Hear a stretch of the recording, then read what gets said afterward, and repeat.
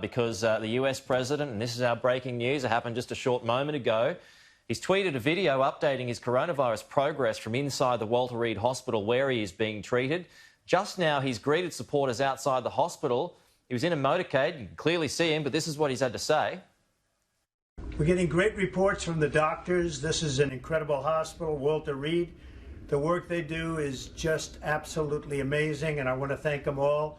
The nurses, the doctors, everybody here.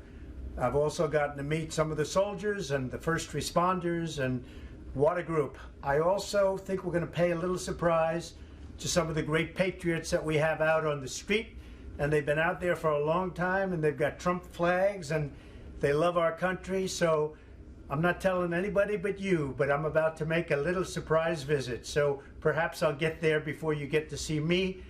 But I just, when I look at the enthusiasm, and we have enthusiasm like probably nobody's ever had. Our people that love the job we're doing, we have more enthusiasm than maybe anybody. So it's been a very interesting journey. I learned a lot about COVID. I learned it by really going to school. This is the real school. This isn't the let's read the book school.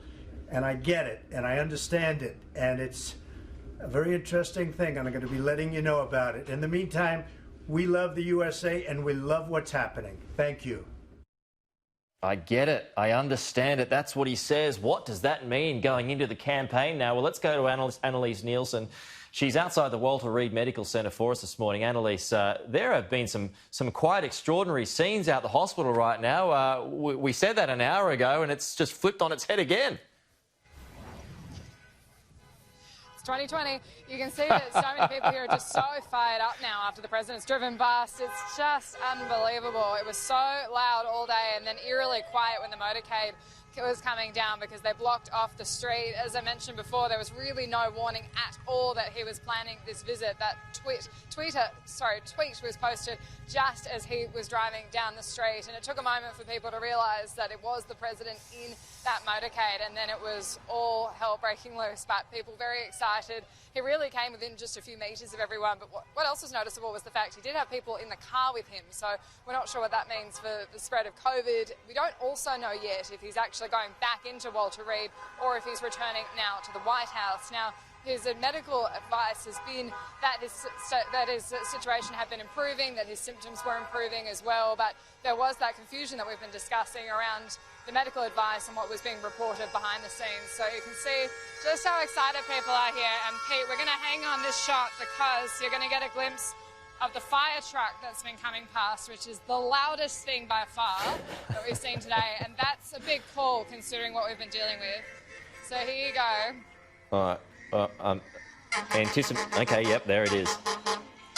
I don't know how you're able to concentrate so well, Annalise, doing such a terrific job as always out there this morning. What are they shooting out the side there? Confetti. Is that confetti? It's foam, and it's not very good for hair, so you're going to have to forgive me today, but it is absolutely party atmosphere here, and it's very loud. I'm not a person for loud noises, and so this has been a bit of a testing day, but it is fascinating to see just how much support Donald Trump's got, and so many people travelling here too from pretty far and wide. When we spoke to you a little bit earlier, Annalise, there was a little bit of argy-bargy taking place around you, some less pleasant words.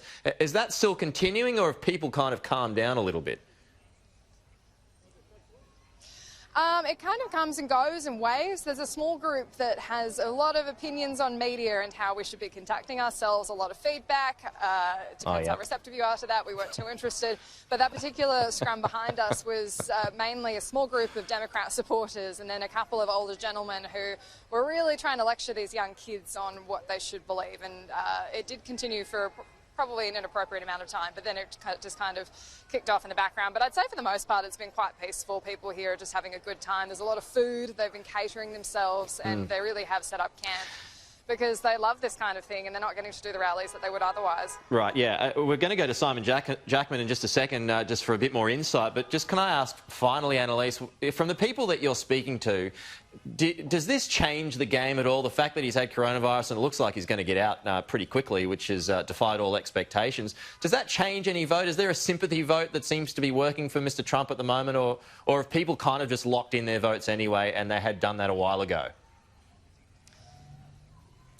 I know that there was that bump with Boris Johnson when he got coronavirus, but that was very early on in the pandemic, and it was a very different response in the United Kingdom. So I would say for his supporters, there's really nothing he can ever say or do that would change their mind of him. The Democrats, the people who really despise him, they were never going to feel any sympathy for him. And so far, most of the commentary has been, well, isn't it nice you get to be in an intensive care suite in the Walter Reed Medical Facility? You don't have to worry about losing your income in this time, you're going to be fine. And so that's really not convincing anyone either way. I'd say what's really going to convince the swing voters is those in regional and rural areas, those in the suburbs, they're really getting tired of the coronavirus response. They're getting tired of the lockdowns. Got some more supporters here, Pete. Yeah. And they're the ones who are going to be saying that they don't. They're just happy to move on, and oh, it's a mild case, and most people do have a mild case, and so I can see that feeding quite a strong narrative for the Republicans at this point, and he's owning the news cycle. No one's talking about Joe Biden right now. That's right.